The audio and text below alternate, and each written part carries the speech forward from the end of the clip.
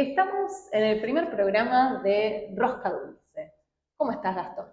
La verdad que muy bien, aquí inaugurando nuevos espacios, ¿Te gusta la facturas. rosca dulce? Sí, ¿cómo? A ver, hay un consenso general, hay que tener un consenso general.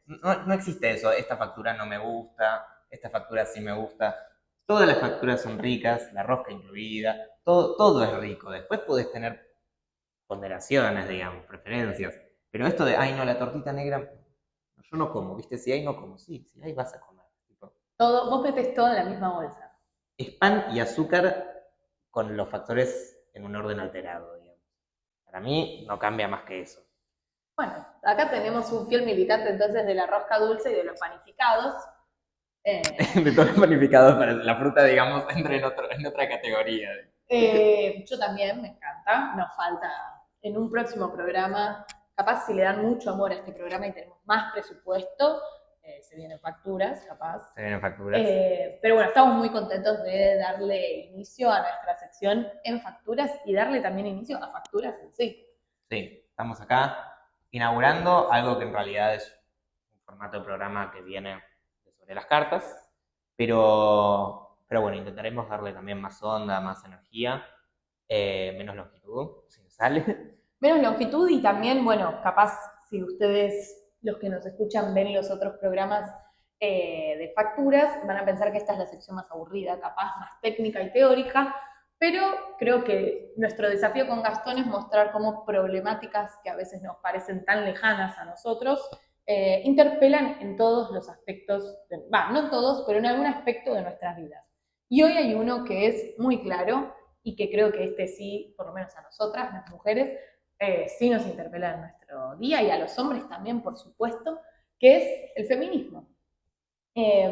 Así que bueno, capaz abrirla, le voy a preguntar a Gastón, que es varón, así que bueno, yo traje mi remera verde, Gastón no la trajo, ya empezamos con unos puntos para atrás. No importa si yo no tengo una remera verde en esta discusión, No, claramente. no importa, Va a ser punto. deberías tenerla. Pero bueno, no, lo que te quiero preguntar es, ¿vos creés que estamos cerca de erradicar la desigualdad entre el hombre y la mujer o creés que falta mucho y creés que hay desigualdades muy marcadas? Bueno, la verdad es que yo antes creía que faltaba y después de haber investigado creo que falta aún más. Y la realidad es que si bien hemos avanzado un montón, es increíble lo que se ha logrado este último siglo para con igualdad de género, también nos falta un montón. Falta lo que vendría siendo un cambio bastante más estructural, digamos, de la sociedad en donde deje de ser una imposición y pase a ser algo que salga genuinamente del grueso de la población. Pero en el mundo, nosotros vivimos, bueno, en una ciudad, en un país en general, pero especialmente en una ciudad, en donde estas luchas ya están a la orden del día, ya son temas naturalizados. En muchos países primermundistas también lo son, a pesar de los altibajos que ahora estén teniendo con políticas más extremistas. Pero la realidad es que esto no es así en todo el mundo. Esta lucha tiene muchos más impedimentos, muchas más barreras en países en vías de desarrollo o en países con culturas muy diferentes, como podrían ser Oriente, Medio Oriente, África, etcétera, digamos. De hecho, datos de la Organización de Naciones Unidas y la Organización Internacional del Trabajo nos muestran, por ejemplo, que 2/3 de los analfabetos son mujeres. Obviamente, debería ser un 50-50 de los analfabetos. O sea, hay un 16% más de mujeres que de hombres que son analfabetos. ¿Esto qué nos da? No es que saber leer en sí mismo da cuenta de algo, sino que nos da cuenta de la dificultad que tienen las mujeres para acceder a una educación, aunque sea primaria, que en cualquier lugar del mundo implica aprender a leer. Y también podemos ir a cualquier país con culturas muy arraigadas, como podría ser Medio Oriente, en cualquier país de Medio Oriente, en varios países de Medio Oriente, en el África Oriental, que tenemos un montón de mutilación genital femenina, un montón de códigos legales incluso que obligan a la mujer a obedecer a su marido, digamos, es una causa de juicio, por ejemplo, la mujer no obedeció al marido, entre otras cuestiones que implican que todavía nos falta mucho, nos falta un montón para lograr en cuestión de igualdad de género. Si vamos también a los temas laborales, podemos ver que si bien tenemos obviamente un 50% de mujeres y un 50% de hombres en edad laboral, digamos porque somos limitados, La realidad es que la compartición del trabajo, digamos, remunerado, un trabajo por el que te pagan, cambia a un 60-40. O sea, podemos decir que de todos los trabajos que pagan en el mundo, el 60% pertenece a los hombres cuando debería ser el 50%. O sea, hay un 10% de mujeres, podríamos decir, redondeando, no soy las de los números tampoco, pero podríamos decir que hay un 10% de mujeres que no pueden acceder a trabajos remunerados. Y si nos fijamos de todos estos trabajos, ¿cuál es el compartimento, digamos, del trabajo de administración, digamos, de roles también con poder administrativo, con decisiones, con estructuración de hojas de ruta, todo lo que vendría siendo algún tipo de poder administrativo sobre el trabajo, las mujeres bajan ya a un 30%. Digamos, o sea, cuanto más subís en, digamos, la pirámide laboral, menos mujeres te encontrás. Obviamente, esto en un promedio generalizado, puedes ir país por país, pero cuanto más subís en la pirámide de, aunque sea los países primermundistas, de los países como Argentina, digamos, que también tienen una gran trayectoria de lucha con esto, también te encontrás estas diferencias, digamos. No se alcanzó ni siquiera en estos países la igualdad en cuanto a temas laborales, a pesar de que legalmente ha habido muchos avances. Y bueno, centrándonos un poco más en Argentina, te quería preguntar, ¿cómo vino la Argentina? Bueno, sin lugar a dudas el modelo económico, ¿sí?, del gobierno de Milei profundiza la precarización laboral, profundiza el desfinanciamiento, profundiza el endeudamiento popular. Y está claro que todo ese ajuste, toda esa precarización no es neutra. O sea, afecta sobre todo a los sectores más vulnerables y dentro de los sectores más vulnerables, sin lugar a dudas, están tanto las mujeres como las disidencias.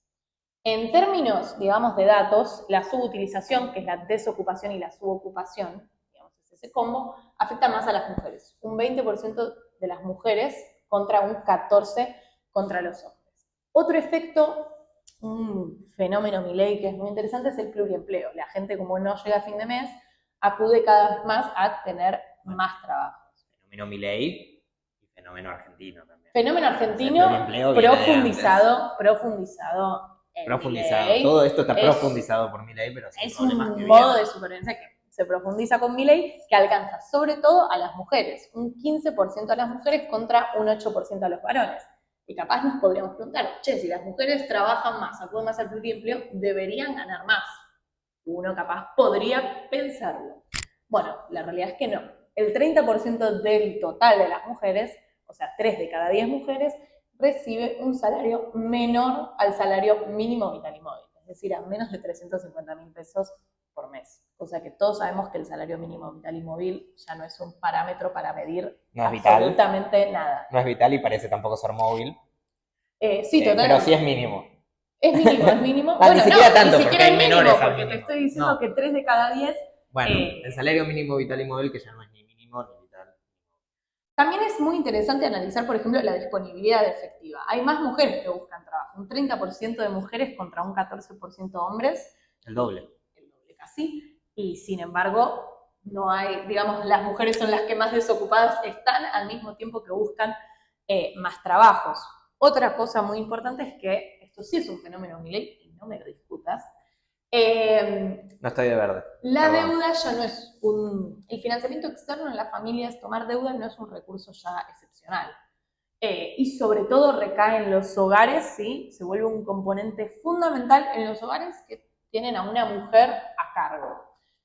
Sobre todo afecta a las mujeres un 60% de los hogares a cargo de mujeres contra un 50% a cargo de hombres.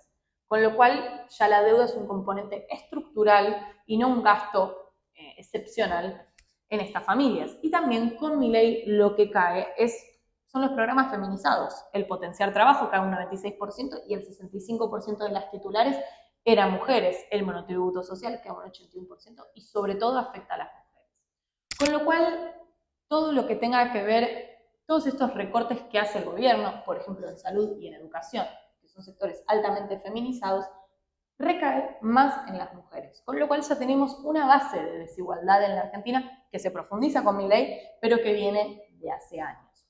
Así que bueno, me parece que capaz sería interesante preguntarnos, y ya de apertura al próximo programa, cómo afectan las reformas de hoy en esa situación base que tenemos. Bueno, sin ir más lejos, podemos ver el megaproyecto de la reforma laboral que pasó ya y va a entrar en vigor pronto, en donde lo que yo creo que más resalto es el tema del banco de horas. Yo creo que por esta lógica de pluriempleo a la que muchas mujeres recurren, obviamente esto afecta a cualquier pluriempleado, ¿no? Pero justamente como tiene mayoría de mujeres, es un sector feminizado, por lo tanto podemos decir que afecta más a las mujeres. Digo, si vos tenés un pluriempleo, eso significa que tenés muchos trabajos que cumplir y muchos horarios que cumplir. Entonces, la idea de un banco de horas, que sea obviamente pactado, partiendo de la base de que todos sabemos que ese pacto no es un pacto entre iguales, es un pacto coercitivo, por lo tanto, el trabajador no tiene, el trabajador o la trabajadora no tiene ningún tipo de poder de decisión, o un poder muy mínimo de decisión respecto de si va a trabajar 12 horas o cero el día de hoy. Si vos tenés que hacer eso con un empleo, bueno, ya tendrás que lidiar con el quilombo familiar que implica. Pero si además lo tenés que hacer con dos, y los dos te piden, bueno, hoy trabajás 12 horas, y el otro empleador también te pide que trabajas 12 horas, ¿qué vas a hacer? No puedes hacer nada, digamos. De uno de los dos trabajos te van a echar. Entonces, esto obviamente ataca a cualquier empleado, pero especial y particularmente a los sectores más feminizados, digamos, porque siendo el pluriempleo algo a lo que recurren más las mujeres padecen más esto. Esto obviamente sumado a que el banco de horas se lleva puesto cualquier tipo de lógica familiar, cosa que también está todavía bastante feminizada, obviamente menos que en el pasado, pero sigue siendo una desigualdad importante. Sí, o sea, para poner un poco el contexto, o sea, la reforma laboral, antes uno trabajaba más horas y le pagaba. Y por eso era más fácil. Hoy en día es esto que vos decís, el empleador te avisa, che, mañana, como ya hiciste hoy 2 horas de más, bueno, mañana pasado X te avisa cuando quiere, sí, porque vamos a hablar de lo real, no de lo ideal. Entonces, justamente no se remunera con pagos, sino con menos horas luego de trabajo. Y eso obviamente afecta sobre todo, como vos decías, a las mujeres. Otro de los cambios también que implica, digamos, las mujeres tienen una base de desigualdad mayor. El 7% de las mujeres están desocupadas frente a un 4% de los hombres. Con lo cual ahí hay una brecha muy grande. Y obviamente cualquier modelo que precarice va a precarizar más a esa base que ya está perjudicada, en este caso las mujeres. Otro cambio que introduce la reforma laboral son ampliar los periodos de prueba. Obviamente, en tiempos de crisis, hay datos, ahí está probado, se echa mucho más a las mujeres. Con lo cual, el periodo de prueba lo que hace es que te tengan más tiempo y que si ellos no quieren contratarte, que en realidad es despedirte, porque estuviste mucho tiempo, no te indemnizan. Y eso obviamente va a afectar más a las mujeres porque es más fácil sacar a una mujer.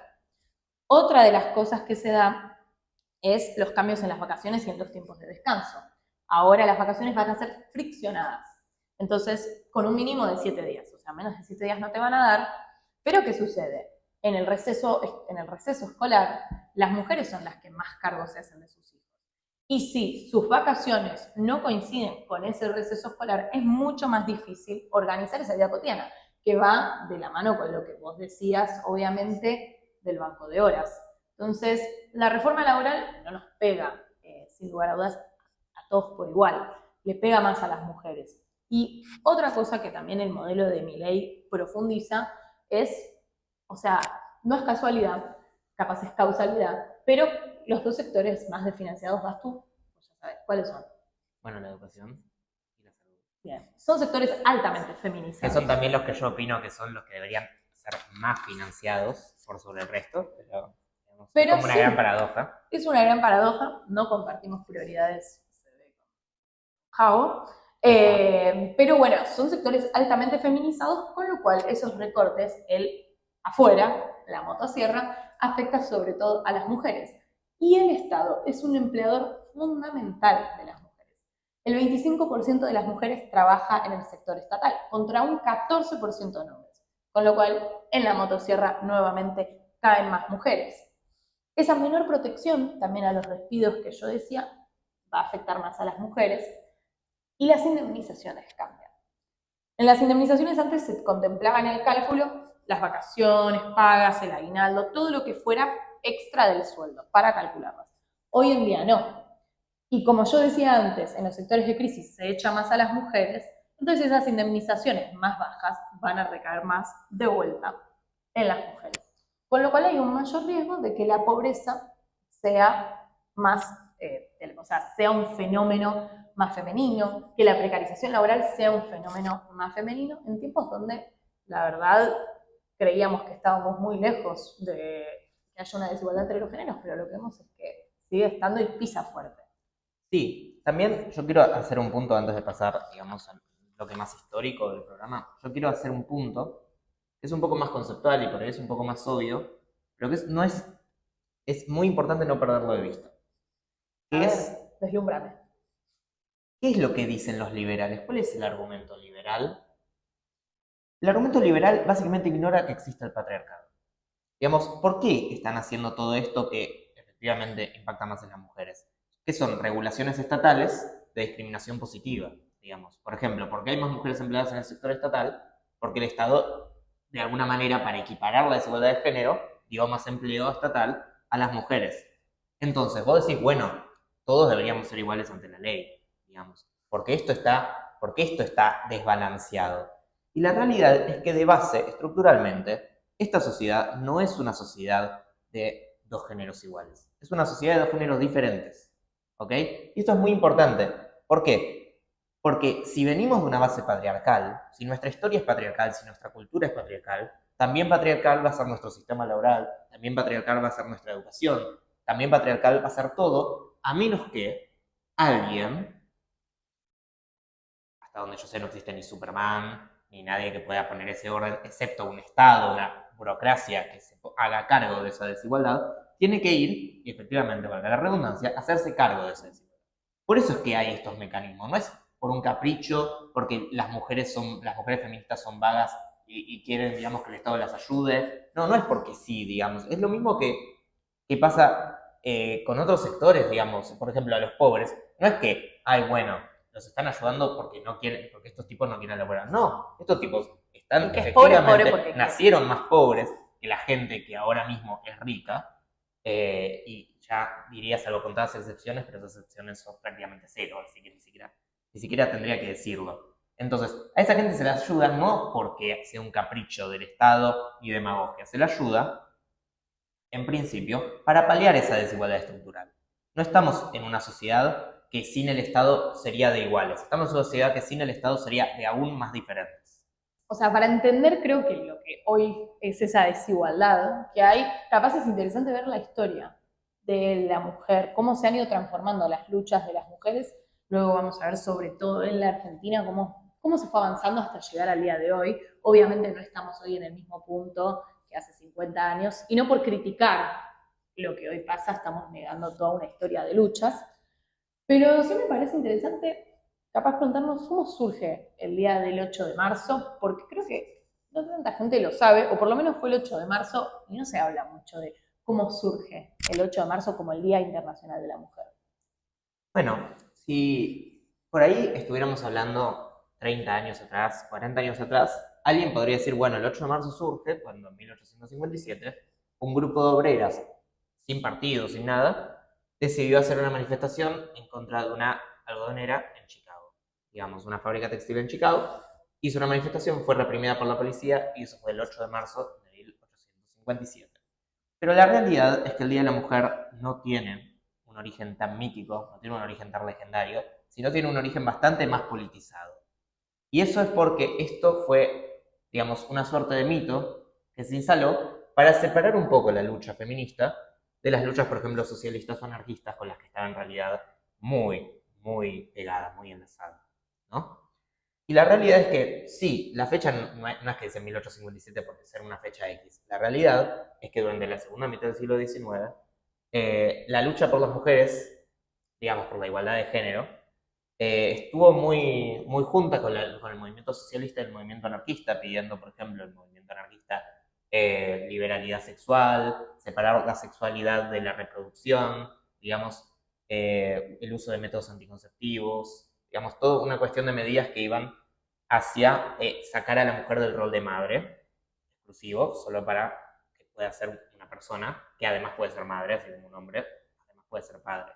digamos. Y por el lado socialistas, sin ir más lejos, tenemos textos como El origen de la familia, La propiedad privada y el Estado de Engels, que son fuertemente, fuertemente feministas, y que aunque si ahora se leyeran, sonaran anacrónicos, la realidad es que era hiper mega revolucionario para la época. En este contexto, en Estados Unidos se armaron cerca de 1910, cerca de lo que era la paz armada previa a la Primera Guerra Mundial. Ya había movimientos por la paz que estaban juntos con movimientos socialistas, que estaban además juntos con movimientos feministas. Y se arman conferencias de mujeres hacia finales de 1908, finales de 1909, donde Clara Zetkin, una gran feminista, digamos, instauró la idea de, bueno, a fin de febrero vamos a hacer festivales o vamos a hacer actos o vamos a hacer conmemoraciones por la lucha feminista, digamos. Se empezó a hablar de que, bueno, en una fecha arbitraria, decían, bueno, a final de febrero vamos a hacer esto. Y en Rusia se empezó a practicar eso y resulta que se empezó a practicar cerca del inicio de la Primera Guerra Mundial. Entonces, tenemos movimientos de mujeres que iban haciendo en la semana final de febrero de nuestro calendario, pero que en realidad era para el calendario ruso, que en esa época era diferente, primera semana de marzo.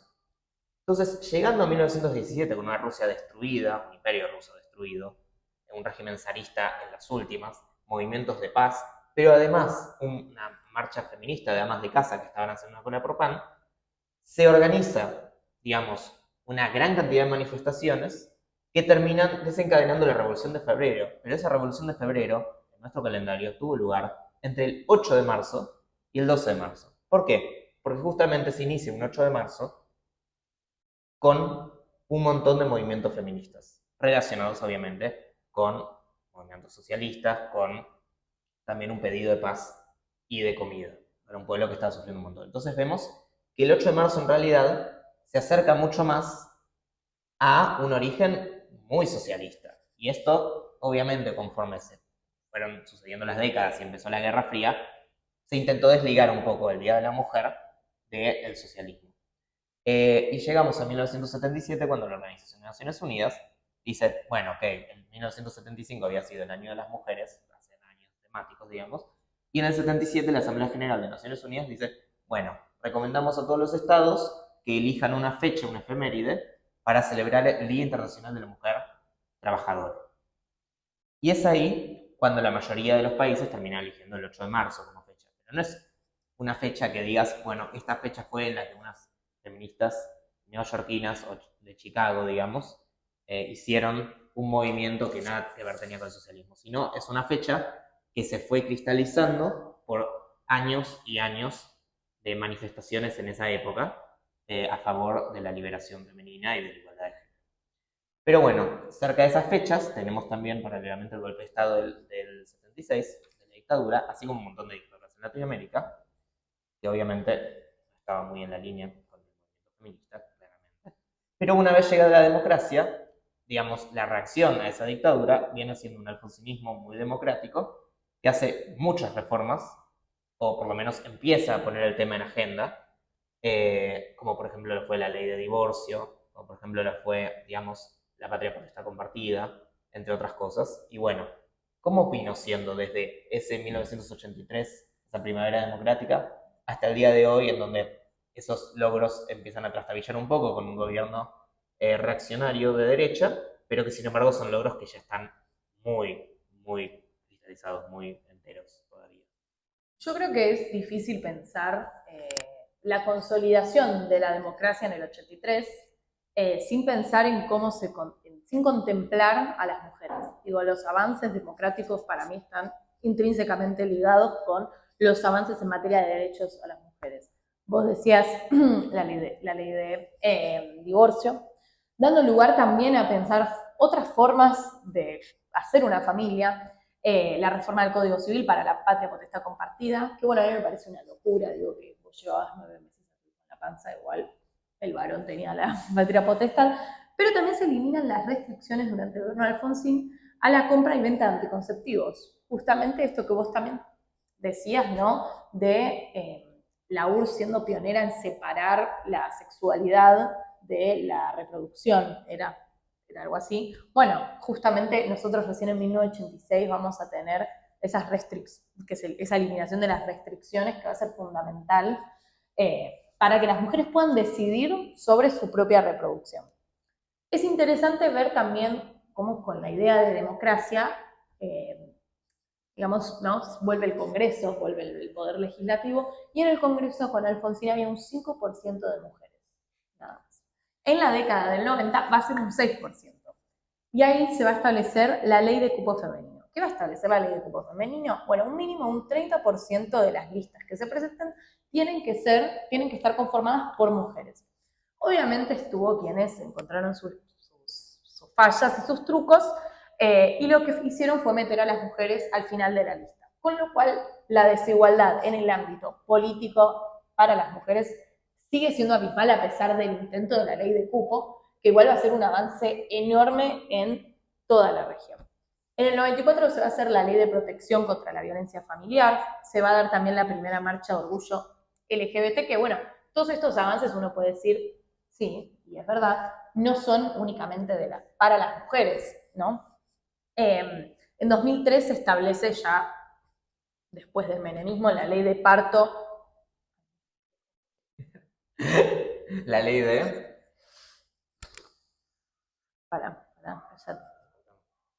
En 2004 se establece la ley de parto humanizado, ¿sí? Y luego en el 2005 se va a dar un gran logro, que va a ser la ley de educación sexual integral, que al día de hoy, bueno, sigue siendo bastante polémica. Que bueno, eso me parece una locura del gobierno de Milei, que es no mejorar lo que no funciona bien, sino directamente eliminarlo. Con lo cual, la ley de educación sexual integral fue un súper logro en su momento, que hoy en día siempre funcionó mal, siempre fue mal aplicada, pocas veces he recibido educación sexual integral en mi vida, pero sin lugar a dudas la Argentina fue muy avanzada en ese ámbito.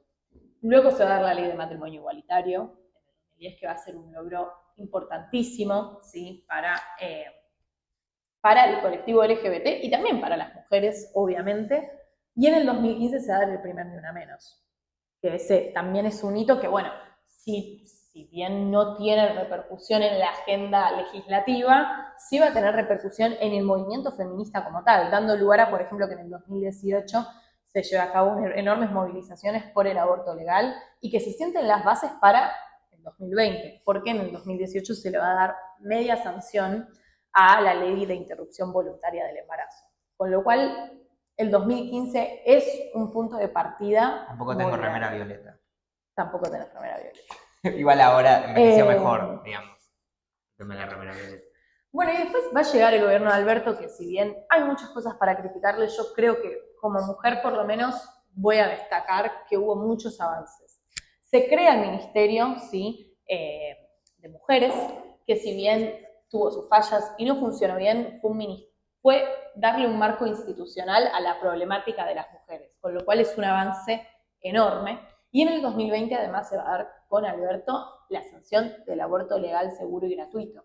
Con lo cual creo que esos son avances que para las mujeres fueron increíbles en materia de derechos, que bueno, obviamente luego va a venir Milei y en su motosierra va a sacar el Ministerio de Mujeres con argumentos, la verdad, bastante falaces, diría. En primer lugar, Milei lo que dice es que el Ministerio de Mujeres recibía presupuestos mayores a el Ministerio de Justicia, que es mentira. El gobierno de Milei decía también que hubo un pico de femicidios con Alberto, digamos, no, fue mentira, se dio con Mauricio Macri. Entonces, el gobierno de Milei utiliza toda una narrativa discursiva diciendo que ahora con, por ejemplo, la política de Bullrich, de quien las hace las paga, menos mujeres mueren y son asesinadas. Bueno, el gobierno, la verdad, de Milei desconoce la existencia de femicidios y solo habla de homicidios. Y de violencia familiar. Bien. Pero, no de violencia de género. Sí, es todo un combo, así que creo que ya sea por el lado de que, o sea, es un combo que de un lado total de financiamiento a las políticas de género, a la línea 144, a todos esos programas de acompañamiento, y por otro lado, por ejemplo, la reforma laboral que va a afectar sobre todo a las mujeres. Así que me parece que es importante pensarlo de manera integral, cómo afecta todas las reformas que lleva a cabo este gobierno, que precariza todos nuestros ámbitos de la vida y que sobre todo precariza a las mujeres. Sí, creo que es importante ponerlo en agenda y es importante también que estemos atentos a lo que sea que surja entre ahora y las elecciones del año que viene y que esto que surja, sea peronista, sea cualquier tipo de mezcolanza rara que vaya a surgir, probablemente una alianza más bien conservadora, pero bueno, estar atentos, estar muy atentos a que este tema esté en la agenda política. Que no sea un tema que, bueno, lo estamos dando por sentado porque quisieron. No, es prestar atención a que este tema y el tema ambiental tengan un lugar en la agenda política y no sea un lugar de excusa, digamos, no sea, ay, bueno, estoy haciendo esto por el lado feminista. No, que tenga estructuralmente una idea de que este es un problema serio a seguir tratando, porque los logros son logros, pero esos logros se pueden retrotraer y esos logros se pueden mejorar. Por lo tanto, los logros en sí mismos no sirven. Lo que sirve es construir sobre los logros logros nuevos y así hasta llegar, finalmente, a una paridad de género. Y que las mujeres sean, ¿no?, un componente, vos lo dijiste el otro día en nuestro programa de radio, que sean un componente visceral, habías dicho, creo, Visceral. creo, en, digamos, en el Estado, en el gobierno, en todo lo que influya en las decisiones de la vida cotidiana, ¿no? Que las mujeres tengan ese marco institucional que Alberto fallidamente intentó darles. Creo que eso es fundamental y no hay que dar por hecho que lo que ya tenemos entonces es intocable, porque lo que hay algo que demuestra estas olas neoliberales que se dan es que todo puede volver para atrás. Sí, total. Pero bueno, así cerramos un programa que me temo que debe haber durado parecido. Y nada, inauguramos también un nuevo espacio, facturas, nuestra rosca dulce. Y Que tiene un doble juego. Nuestra rosca dulce algún día lo entenderán, como dicen María y algún día lo Ernesto. entenderán si no lo explico. No hay que explicarlo, no hay que explicarlo, hay que tener un poquito de Hay que tener imaginación. Hay que tener imaginación. Así que bueno, Gastón, nos vemos en un próximo programa, en un próximo rosca dulce, ojalá con media luna y un Sí. mate. Y una rosca de paz, por la fecha por ahí es una rosca de paz, ¿no? También puede ser. Sería icónico.